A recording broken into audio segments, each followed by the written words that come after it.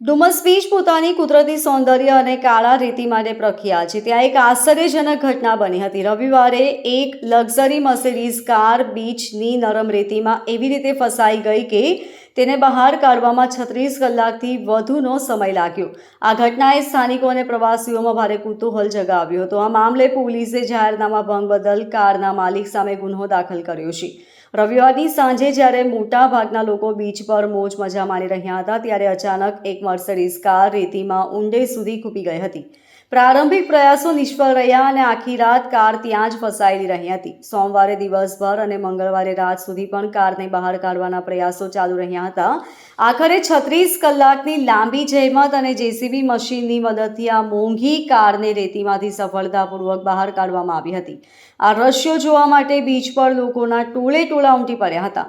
આ સમગ્ર મામલે ડુમસ પોલીસ દ્વારા તાત્કાલિક કાર્યવાહી કરવામાં આવી હતી. એસીબી દીપ વકીલે વિગતો આપતા કહ્યું કે 20 જુલાઈ રવિવારના રોજ બીચ પર કાર ફસાઈ હોવાની જાણ થતાં તપાસ શરૂ કરવામાં આવી હતી. કારના માલિક અઝર અબ્દુલ્લા શાહને અટકાયતમાં લેવામાં આવ્યા હતા.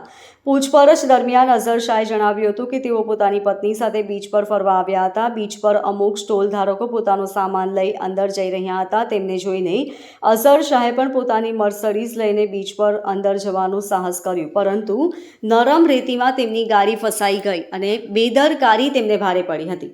ડુમસ બીચ પર વાહન લઈ જવા પર પ્રતિબંધ ફરમાવતું જાહેરનામું અમલમાં છે. આમ છતાં અઝર અબ્દુલ્લા શાહ દ્વારા જાહેરનામાનો ભંગ કરવામાં આવ્યો હતો. આથી ડુમસ પોલીસે તેમની સામે જાહેરનામા ભંગ બદલ ગુન્હો નોંધ્યો છે.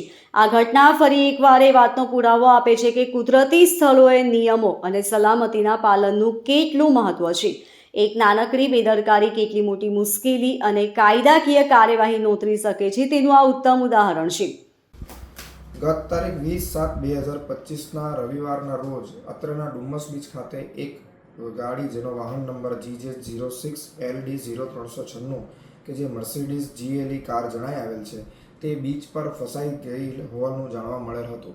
વધુ તપાસ કરતાં આ વાહનના માલિક કે જેનું નામ અક્ષર અબ્દુલ્લા શાહ છે તથા જેઓની ઉંમર વર્ષ 50 જેટલી છે તેઓને ઝડપી પાડવામાં આવેલ તથા વધુ પૂછપરછમાં જાણવા મળેલ છે કે તેઓ રવિવારના રોજ વહેલી સવારે પોતાની પત્ની સાથે વાહન લઈ બીચ ખાતે ફરવા આવેલ હતા તથા બીચ પર આવેલ સ્ટોલ ધારકો પોતાનો માલ સામાન લઈ જતા હોય તેમની પાછળ તેઓ પણ બીચ સુધી પહોંચી ગયેલ હતા. દરમિયાન તેમની ગાડી બીચ પર ફસાઈ ગયેલ હતી અને ત્યારબાદ પોલીસના ધ્યાનમાં આવતા તેમની ગાડી રેસ્ક્યુ કરવા બાદ આજ રોજ તેમના ઉપર BNS કલમ 281 કે જે બેદરકારી તથા ગફલતભરી રીતે વાહન હંકારી પોતાનો તથા બીજાનો જીવ જોખમમાં નાખવા બાબતની કલમ છે તેના હેઠળ ગુનો દાખલ કરવામાં આવેલ છે. એટલું જ નહીં પરંતુ આવું બેદરકારી ભર્યા કૃત્યો કરવાવાળી વ્યક્તિઓને બોધપાઠ મળે એ હેતુથી આ વ્યક્તિની ગાડીનો ઇન્સ્યોરન્સ જે કંપનીનો છે તેઓને રિપોર્ટ કરવામાં આવશે કે જેથી આ ગાડીનો તેઓ વીમો ન મેળવી શકે.